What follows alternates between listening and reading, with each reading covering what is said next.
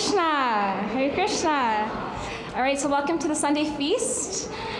This is the second last Sunday Feast of the 2024 year, which is crazy, isn't it? Haribol, isn't that exciting? Is it exciting? Hare Krishna. All right, so today we have a very wonderful speaker, Her Grace Minakshi Devi Dasi. Sorry, could I just get folks in the hall and in the back, please quiet down, just out of respect for the speaker who will speak in a few minutes too?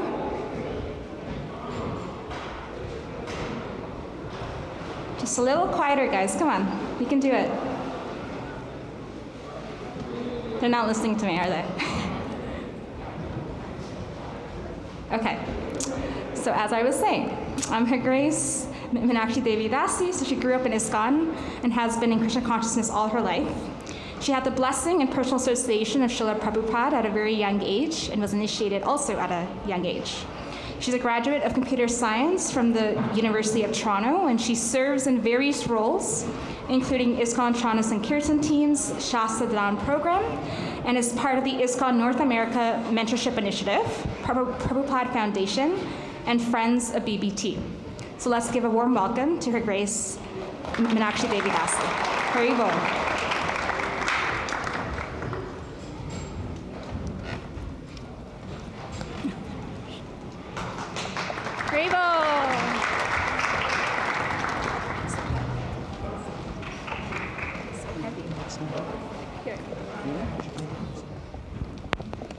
Jaya Radha Madhara Kunja bihari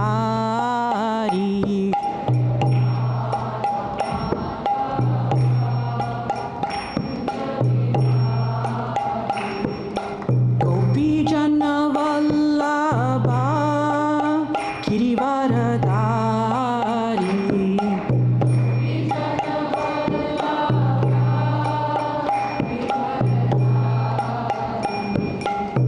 Yashodanandana Prajajana Ranjana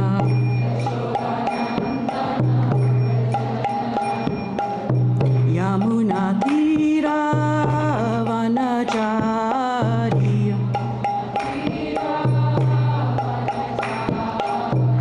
Jaya Radha Madhara Kunja bihari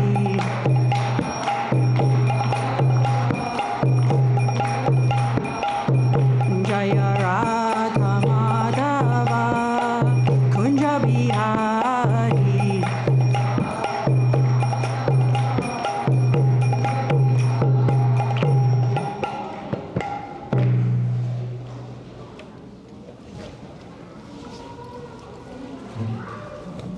Om Jnana Timirandasya Jnana Jana Shalakaya Chakshur Unmilitam Yena Tasmai Shri Gurave Namaha Nama Om Vishnu Padaya Krishna Prastaya Bhutale Srimate Bhakti Vedanta Swami Iti Namine Namaste Saraswati Deve Gauravani Pracharine Nirvasesha Sunyavadi Prachatade Satarine Jai Shri Krishna Chaitanya Prabhu Nityananda Shri Advaita Gadadara Srivasadi Gaura Bhakta Vrinda Hare Krishna Krishna Krishna Hare Hare Hare Rama, Rama Rama, Hare Hare, Srila Prabhupada Ki Jai. Hare Krishna, everyone. Thank you for joining us this Sunday evening at ISKCON Toronto. We really appreciate your valuable time. So today we'll be speaking about Jesus Christ and how he is perceived from a Vedic or Vaishnava perspective, and also how to actually truly celebrate the meaning of Christmas, not only during this holiday season, but throughout the year. And we will also discuss the parallels between the teachings of Jesus and those in Krishna Consciousness. So as we all know, we are in the holiday season, and people from around the world, and especially in the West, recognize it as Christmas. And on this occasion, people from all backgrounds get immersed in the festivities, putting up lights, putting up decorations, maybe even putting up a tree, getting into the frenzy of purchasing and exchanging gifts with friends, relatives, colleagues, and so on. Maybe even going to see old Santa Claus dressed in red, maybe going to a parade, and certainly partying, right? With eating, drinking, and music. But what is the true meaning of Christmas? Is it really about a day for Santa Claus? Is it really about exchanging gifts from a desired wish list? Is it about singing Jingle Bells or Rudolph the Red-Nosed Reindeer or even Santa Claus is Coming to Town? All of these things are actually invented concoctions during this season. Actually, it is not even known when Jesus would actually appeared. But, of course, it is meant to be for the appearance of Jesus. Christians and Catholics do participate in going to Mass on Christmas Eve or Christmas Day and glorifying Jesus by singing carols. And that is actually the true meaning of Christmas, to recognize the appearance of Jesus and what he came to teach. It is meant to celebrate the appearance of God's Son, who came to preach to the fallen souls. But unfortunately, this meaning, this purpose, has been mostly forgotten. So yes, we can get into the spirit of the season, putting up lights, putting up decorations, etc. But the real purpose of doing so should be understood. Actually, Jesus is a Shakta Vaishya avatar. He is a living entity that is especially empowered by the Lord. He is the Son of God and not an ordinary entity. And as Vaishnavas, we actually recognize Jesus to be a sadhu, who is to be fully respected. In the Srimad Bhagavatam, a sadhu is defined as tatiksavaha karunakaha shurdaha sarvadehinam ajata satravaha santaha sadavaha sadhu bhushanaha. That is, a sadhu is tatiksavaha. He is tolerant. Sadhus face much opposition, much violence, much harshness, because when they're preaching, people do not want to listen to what they're saying. People would rather hear, oh, just enjoy yourselves, don't worry, be happy. But the fact is, we cannot actually be happy in this material world. Just like if you go to a doctor for some sort of health ailment, the doctor may prescribe some bitter medicine or some sort of regime, but you might not want to hear it, what to speak of follow it. But one must, right, in order to relieve that health ailment. Haridas Thakur, who was glorifying and constantly chanting the glories of Krishna, was beaten and caned in 22 marketplaces. Lord Nityananda Prabhu, who would preach door to door, was attacked by the drunkards Jagai and Madai with broken clay pots. And similarly, Jesus Christ was crucified by the very people that he was trying to save. But what did he do? He was tolerant. He was forgiving. Though he was being insulted, though he was being badly treated, he thought, "Oh, Father, they know not what they do. Please forgive them." A sadhu is also karunakaha, that is merciful to the living entities. A sadhu wants to give people God consciousness, the understanding to love God. And that's what Jesus Christ was trying to do. That he was being compassionate, trying to save the living souls, not just thinking of himself. And a sadhu is surdaha, a friend, a well-wisher to others.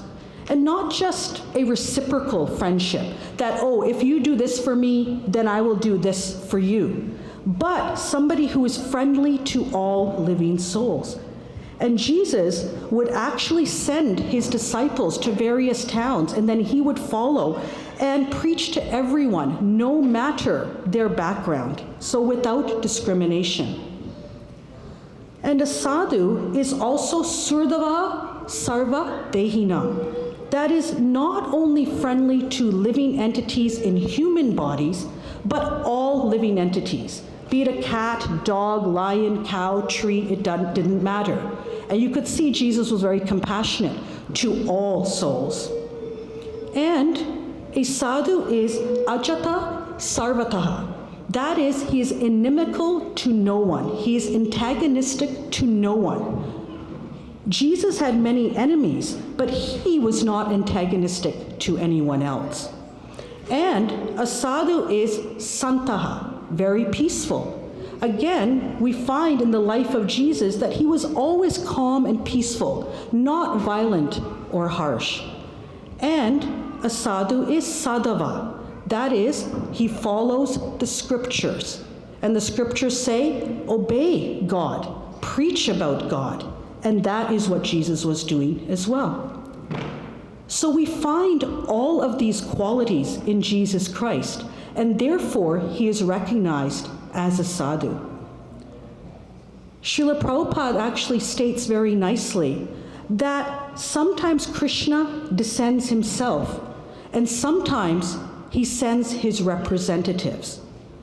All the major religions, Christianity, Hinduism, Buddhism, Islam, they all believe in some supreme authority, some supreme representative that comes down from the kingdom of God to preach to the fallen souls. And in Christianity, Jesus Christ stated that he was the Son of God, coming from that kingdom. And as Vaishnavas, we recognize that to be true. So basically, there is no difference. There may be a difference in terms of culture, climate, people, etc. But the basic principle remains the same, that God or his representative come to reclaim the conditioned souls. And Jesus came to give the message of his Father, who is God, who is Krishna. Actually, the name Christ comes from the Greek word Christos, and Christos is the word for Krishna. And in Sanskrit, Krishna is also known as Krista. And Krishna and Krista actually mean the all-attractive one, the supreme personality of Godhead. So when Jesus referred to Christ, our Father who art in heaven, hallowed be thy name, he was actually referring to the same God, Krishna, because there is only one God, one supreme Father, one person, supreme personality of Godhead. So we have to understand that sadhus come, avatars come. They come at different times and in different environments to teach the people based on time and circumstance. Just like Lord Buddha came in a certain situation and taught people based on the circumstance at that time. And so did Jesus. When he came, he could see the potential, the capacity of the people. And so he gave basic knowledge and preached in a way that people could absorb at that time. For example, if you were to teach a grade 1 or a kindergarten student, you would teach them 1 + 1 = 2 or 2 + 2 = 4, right? You would not teach that child algebra or calculus because it's not in their capacity. However, 1 + 1 is a fact, 2 + 2 is a fact.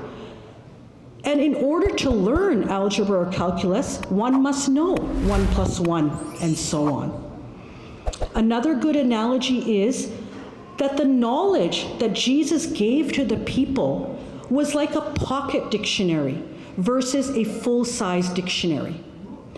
One cannot say that a pocket dictionary is not a dictionary. It is, but it has fewer words, very basic definitions, and is meant for the primary student.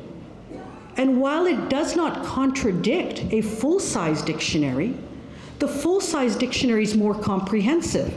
It has more words, more advanced definitions, more authoritative, and therefore it is meant for those in a more advanced stage. So Jesus gave the people very basic, very rudimentary knowledge. Indeed, Jesus himself said to his disciples in John 16:12, I have yet many things to say unto you, but ye cannot bear them now. It's very profound.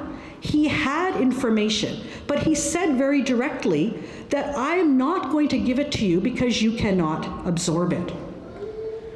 So then, what was Jesus preaching? And how does that align with Krishna consciousness? In the Bible, Matthew 22:33-40, a Pharisee, which is a scholar of the law, tried to trick Jesus. Lawyers think they have all the answers, right? And so he asked Jesus, what is the commandment in the law that is the greatest? And he responded by saying, thou shalt love the Lord your God with all your heart, and with all your soul, and with all your mind. That is the greatest and first commandment.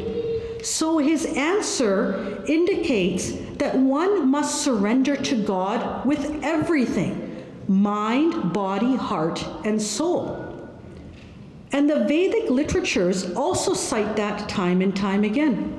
For example, in the Bhakti Rasamrita Sindhu, it is stated that anyone who by his actions, mind and words lives only for the transcendental loving service of the Lord is certainly a liberated soul, even though he may appear to be in the condition of material existence. And Krishna himself says in the Bhagavad Gita, abandon all varieties of religion and just surrender unto me.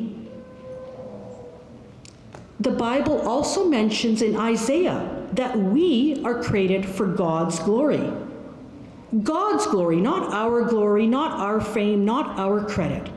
And in the Vedic literatures, it is similarly stated.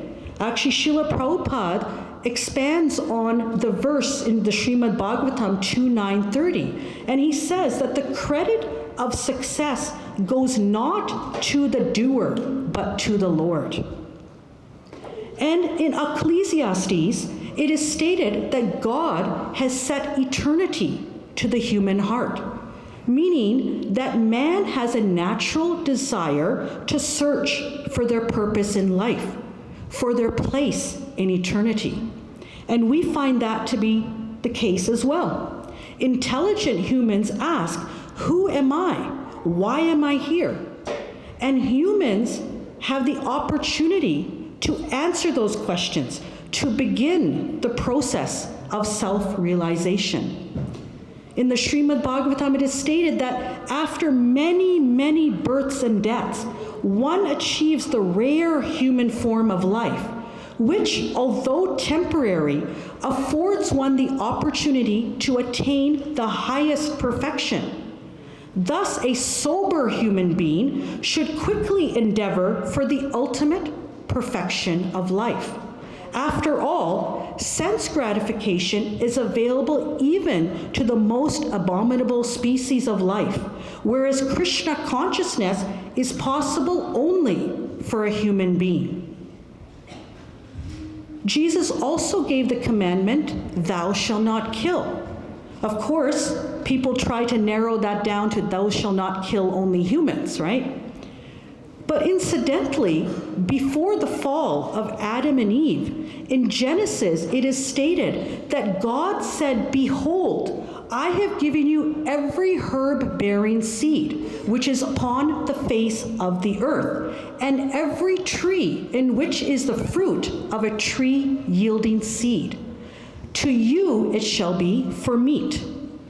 And what does Krishna say? Krishna says, simply offer me a leaf, fruit, flower, or water with devotion, and I will accept it. So you can see the parallels, right? Jesus further said, my Lord, hallowed be thy name. He wants to glorify the name of the Lord. So therefore, the Lord has a name. And the Bible further states that God created man after his own image. So therefore, God has a name, God has form, God has qualities. And in the Vedic literature, we are told that Krishna's name, his form, his qualities, his pastimes, they're all divya, they're all divine. And there are such beautiful descriptions in the Vedic scriptures of his form, his pastimes, and so on, especially in the Brahma Samhita and the Srimad Bhagavatam. And what else is taught in Christianity? In the Old Testament, it is stated, give thanks unto the Lord, call upon his name, make known his deeds among the people, sing unto him, sing ye psalms unto him, talk ye of all his wondrous works, glory ye in his holy name. So again, it is stated, glorify him, glorify his pastimes, sing about him. And this is also cited in our Vedic literature. For example, Prahlad Maharaj states, Shravanam Kirtanam Vishnu, Smaranam Pada Sevanam, Archanam Vandam Dasyam, Sakyam Atma Nivedanam. That is, hearing and chanting about the transcendental holy name, form, qualities, paraphernalia, and pastimes of the Lord, remembering them, serving the lotus feet of the Lord, offering the Lord respectful worship, offering prayers to the Lord, becoming his servant, considering the Lord one's best friend, and surrendering everything onto him. These 9 processes are accepted as pure devotional service. And one who has dedicated his life to the service of Krishna through these 9 methods should be understood to be the most learned person, for he has acquired complete knowledge. And Krishna himself says in the Bhagavad Gita, always chanting my glories, endeavoring with great determination, bowing down before me, these great souls perpetually worship me with devotion. So you can see from these examples that the knowledge that was imparted does not contradict with Krishna consciousness. Rather, it parallels and is a stepping stone for more information, more revelations about God, about Krishna, about Krishna's pastimes, and how to perfect our devotion, how to develop our relationship with the Lord. What Jesus Christ imparted was meant for a certain class of people. He spoke about loving God, about loving thy neighbor as one would oneself. He gave 10 commandments, such as thou shalt not steal, thou shalt not kill, etc.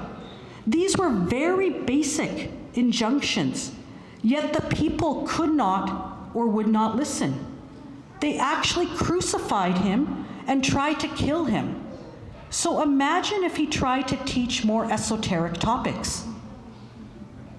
There is actually 8,400,000 species, and of those, there are 400,000 types of human beings. And each of them have their own level of intelligence, their own level of God consciousness. And so therefore, Krishna or God is understood differently by different types of humans. Actually, as Vaishnavas, we do not criticize or blaspheme other paths of developing love of God. Srila Prabhupada indicates that there are different types of religious systems operating under different qualities of material nature. And a devotee, instead of criticizing, actually encourages those followers to follow and stick to their principles so that they can gradually elevate to religion in goodness. Srila Prabhupada further states that if you can develop love of Godhead by reading the Bible, then that is first class. And if you can develop love of Godhead by reading the Bhagavad Gita, then that is first class. But one must actually follow the instructions given to gradually develop. It's not that you just read and okay, whatever. It means follow. So we are not against Christianity. Rather, Srila Prabhupada has emphatically repeated, follow, but follow completely. Follow the instructions given in those scriptures and chant the names of God. So when we look at the teachings of Jesus, we must understand that he had so much more information, so much more knowledge, so much more philosophy, that what he taught was not the be-all, end-all. It was just the beginning. And that further philosophy, that further knowledge that was known to him is actually available to us through Vedic philosophy, through the Bhagavad Gita, through the Srimad Bhagavatam, through the examples and teachings of Lord Chaitanya and Srila Prabhupada. Actually, in the Hare Krishna movement, we have many who have become devotees that were actually born as Christians or Catholics, etc. Why? Because they got some information from their scriptures, but they were seeking more, and they found those answers, that information from the Vedic scriptures.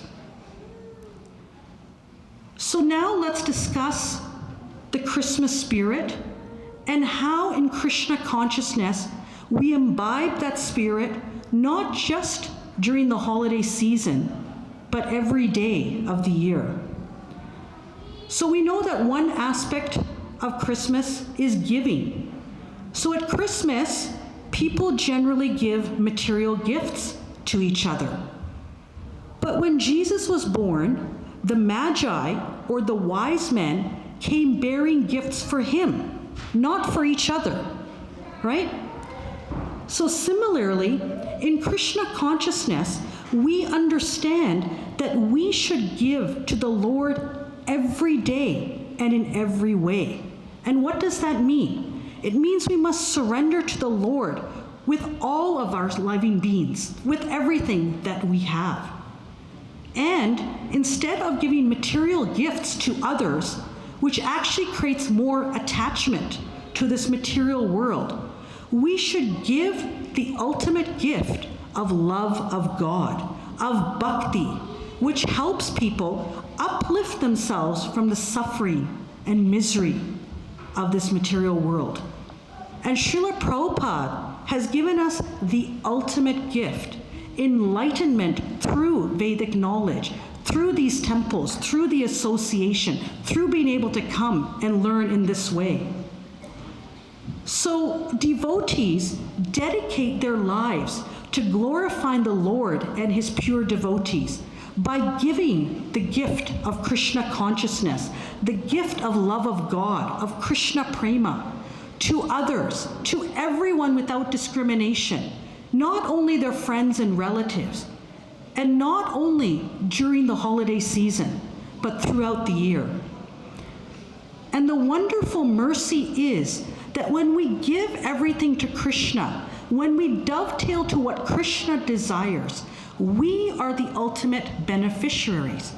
Krishna says that for one who shares this supreme sacred, devotional service is guaranteed, and at the end he will come back to me. No one in this world is more dear to me than he, nor will there ever be.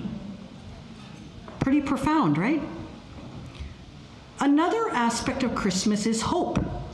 People are hoping at this time and all times for material success, for material happiness.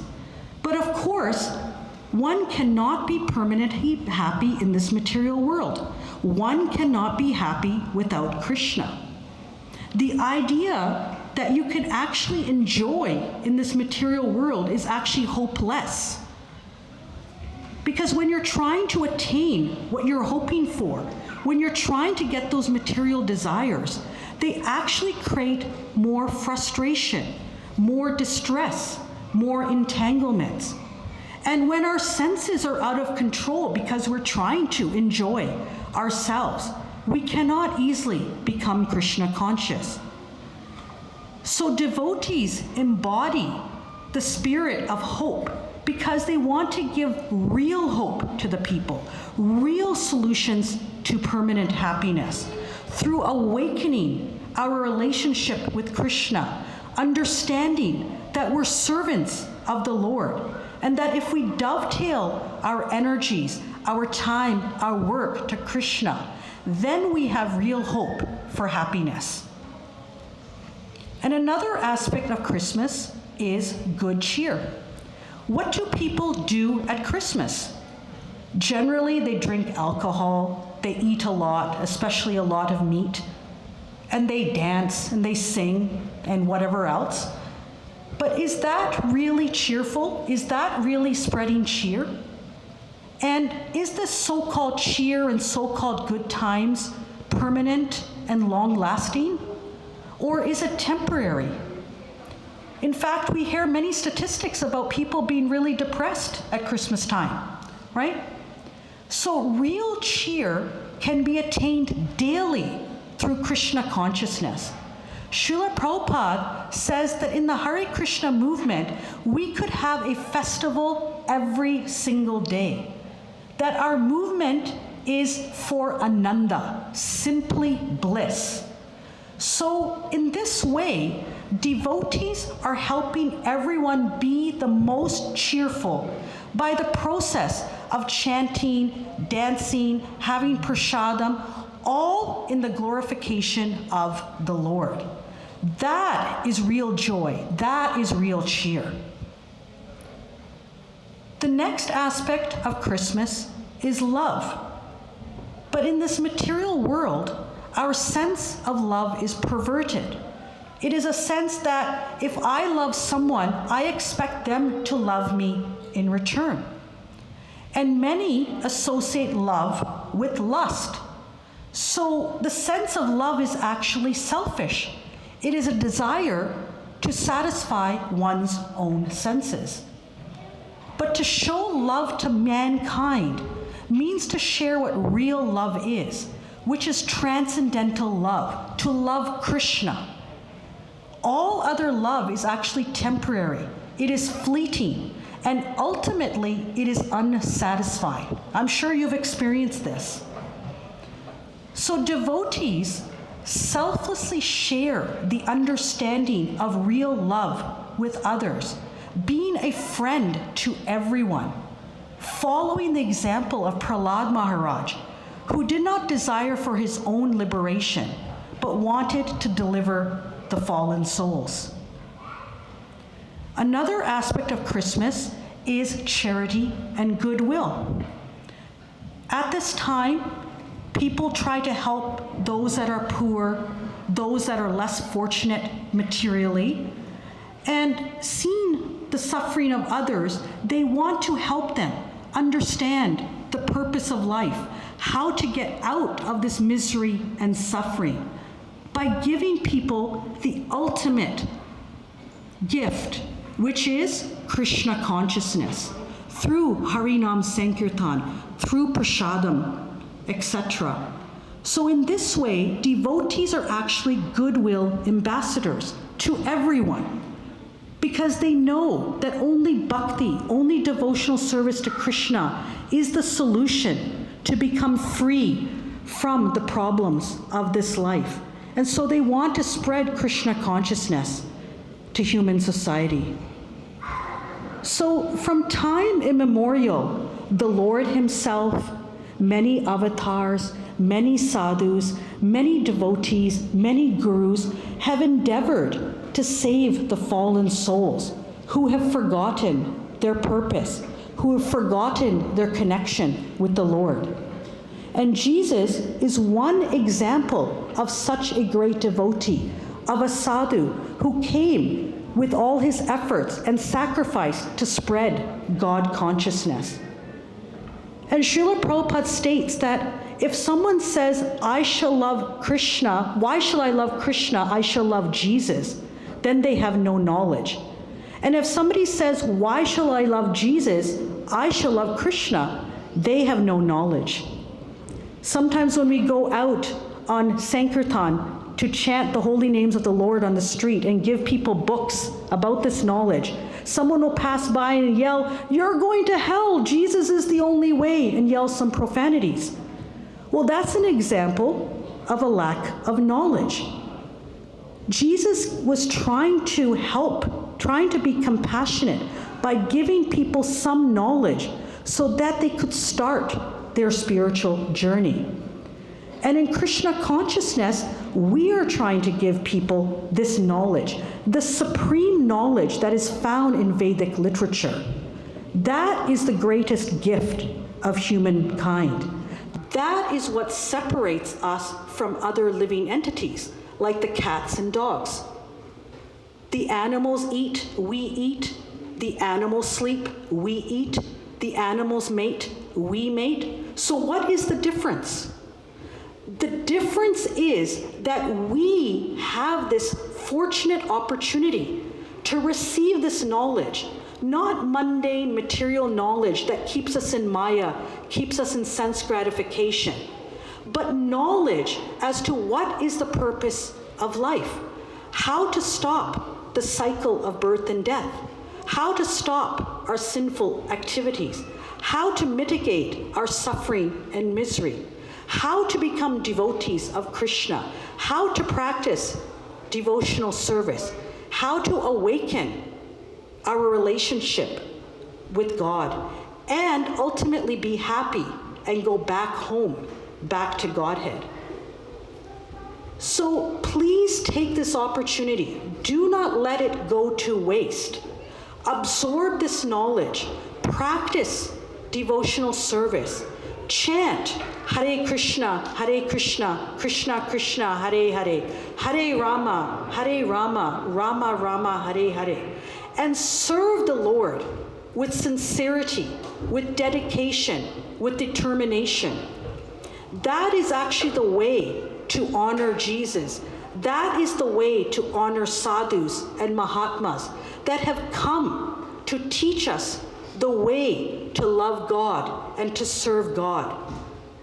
So as you take part in this festive season, please keep the focus on what is the purpose of this life. Make your lives spiritual. Make your lives Krishna conscious. Make your lives sublime. That is our request. Thank you very much. Hare Krishna, Jai Srila Prabhupada.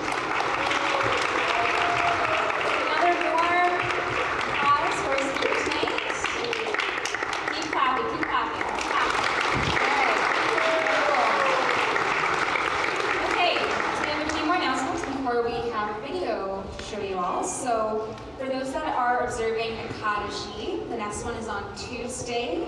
Ekadashi, again, we fast from rice, grain, beans, and legumes. So it's Tuesday. Thursday, 26th. It's not Tuesday? It's Thursday? Yeah, it's 26th. Thursday?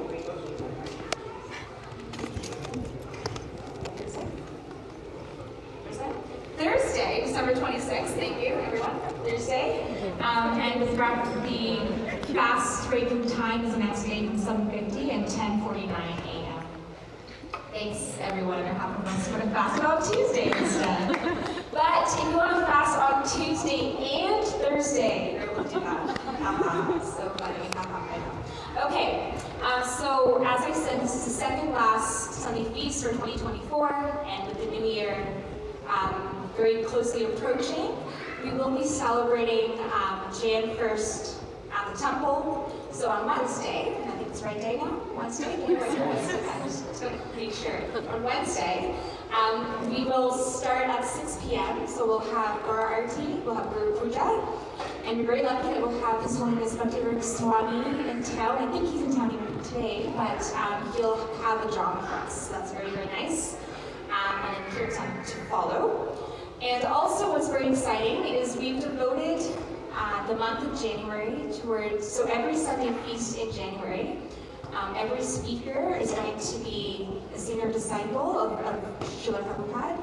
And so we'll be hearing very inspiring stories and just personal stories with His Divine Grace.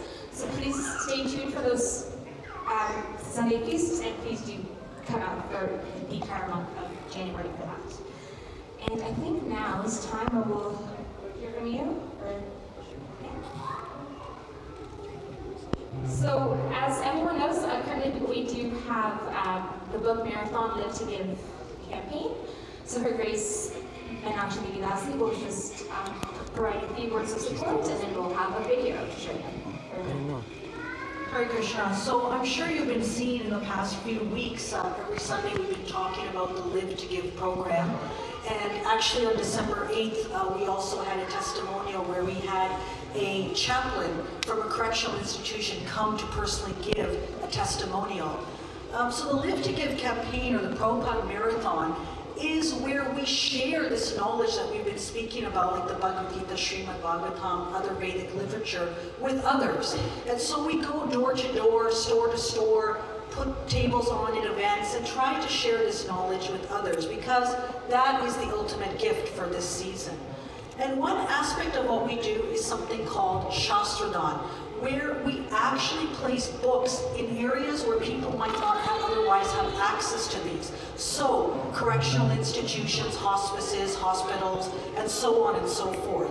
And we require everybody's participation to help out by sponsoring those books so that we can actually place them in such institutions. And so we'll just see a quick video here, and then we'll just follow up with a few more words after that. Devotees, we're going with the Sri Krishna Maharaj and all the assembled devotees around Govardhan Hill today to seek blessings for all those who support the Sankirtan movement to the mass distribution of the Bhagavad Gita. Everyone who is in favor of the mass distribution of the Bhagavad Gita in every language of the world, Shri Govinda Kund.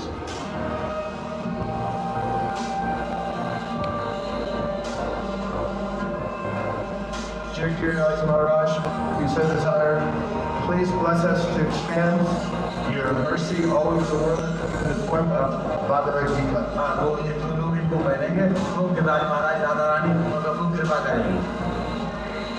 We're here at the tree where Srimad Vendaktori did his bhajan and the revelation his bhakti-ings, and we pray for his mercy. Dear Prabhupada Srila, you so desire, please protect all the devotees and keep them always at your lotus feet.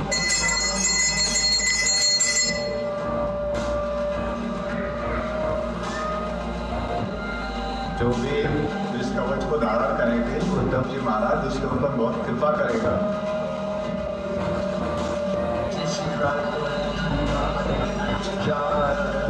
Nearby, 150 Srimacham, Sri Janabama, Sri Radha Kunja.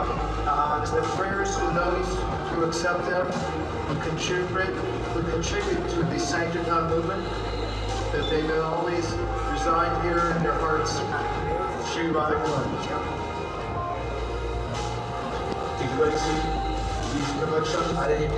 The divine king of Bhaktisiddhanta Saraswati Temple. And now the wooden statue of Srila Bhaktisiddhanta.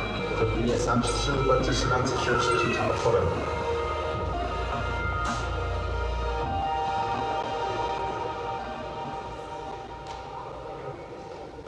Jai. So as we said, we require your help in this Live to Give campaign. Without your help to sponsor these books, we really cannot place them everywhere. We have placed in over 15 years now, over 4,000 venues and over 175,000 books.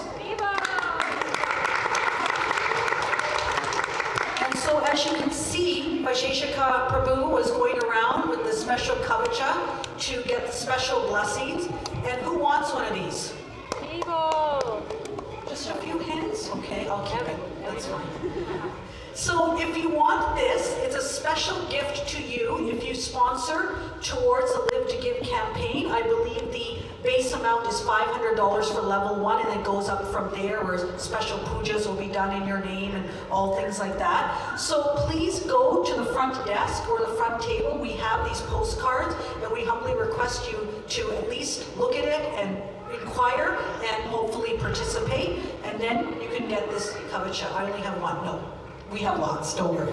Okay, thank you very much. Hare Krishna.